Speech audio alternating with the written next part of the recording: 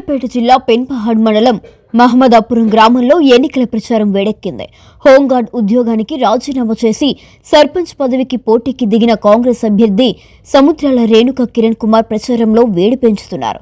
ఇంటింటా ప్రచారాన్ని నిర్వహిస్తూ ప్రజలను పలకరిస్తూ మాట్లాడుతూ రేణుక కిరణ్ కుమార్ గ్రామాన్ని అన్ని రంగాల్లో అభివృద్ధి చేయాలన్న సంకల్పంతోనే నా ఉద్యోగానికి రాజీనామా చేశాను అని స్పష్టం చేశారు.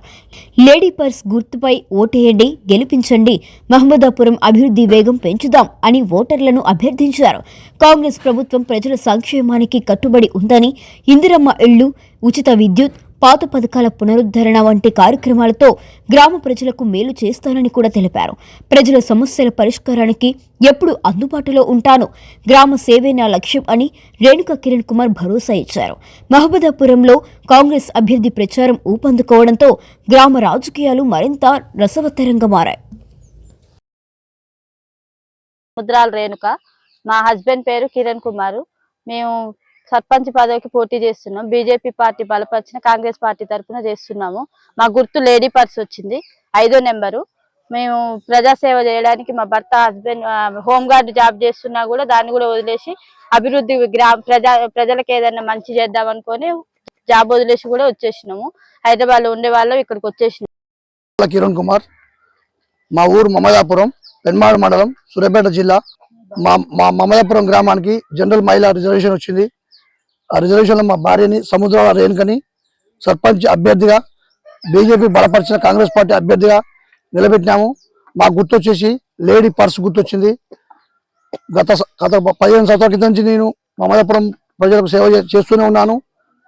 కాబట్టి ఇంతకుముందు చేసిన పాలకులు చాలా హామీలు ఇచ్చారు, ఏ హామీలు నెరవేర్చలేదు.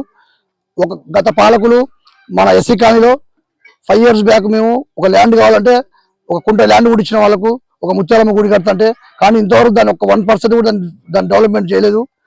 మాకు ఒక ఛాన్స్, మాకు అభ్యర్థి మా భార్యని సర్పంచ్గా గెలిపిస్తే మేము ఆ ముత్యాలమ్మ గుడి 1 year కాల ముందుకే మేము నెరవేర్చుకుంటాం. మా తండాలో లాల్సింగ్ తండాకు మాకు అటాచ్మెంట్ ఉంది. ఆ అటాచ్మెంట్ వచ్చేసి దానికి ఒక తండకు వాటర్ ప్లాంట్ కావాలని అడిగారు. ఆ హామీని కూడా నెరవేరుస్తాం. నెక్స్ట్ వాళ్ళకు కూడా ఒక భవానీ టెంపుల్, ఒక టెంపుల్ ఉంటుంది.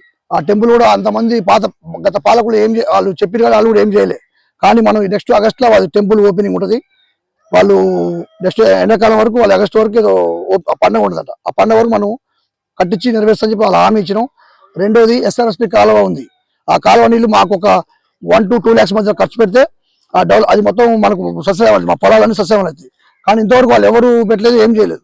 మన సొంత పైసలతోటి, ఏ గవర్నమెంట్ ఇచ్చినా ఇవ్వకుండా మన సొంత పైసలు చేద్దామని డిసైడ్ అయినాం. ఆల్రెడీ వర్క్ కూడా స్టార్ట్ చేపిస్తాం. దాని తర్వాతకి విలేజ్లో ఒక పింఛన్లు కావచ్చు, ఇందిరమ్మ ఇండ్లు కావచ్చు, రేషన్ బియ్యం కావచ్చు, నెక్స్ట్ మురికి కాలువలు కావచ్చు, వాటర్ ప్రాబ్లం కావచ్చు. గత 10 years 15 years బ్యాకే మమదాపురం వాటర్ ప్రాబ్లం ఉంటే మా సొంత బోరు, మా ఇంట్లో మా ఊరు పక్కన పొలం ఉంటుంది మరి, ఆ సొంత బోర్తో ఊరందరికి కూడా నీళ్ళు సప్లై చేసినాం మనం. అప్పటి నుంచి కూడా తాగునీరు.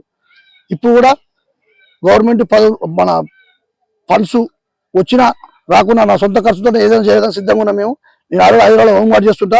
హోంగార్డ్ కూడా బంద్ చేసి వచ్చి మమదాపురం గ్రామాన్ని అభివృద్ధి చేయడానికి డిసైడ్ వచ్చినా మేము. మాకు మమదాపురం గ్రామాన్ని ఆదర్శ గ్రామంగా తీర్చిదిద్దడం మా కోరిక. తెలంగాణ స్టేట్లో మమదాపురం ఒక స్థాయికి తీసుకుంటే నా కోరిక ఉంది. ఇప్పుడు కాదు, నా చిన్నప్పటి నుంచి ఎన్నో కష్టాలు పడ్డా. నేను ఆటో వదిలినా, అన్ని రకరకాల కష్టాలు పడ్డా.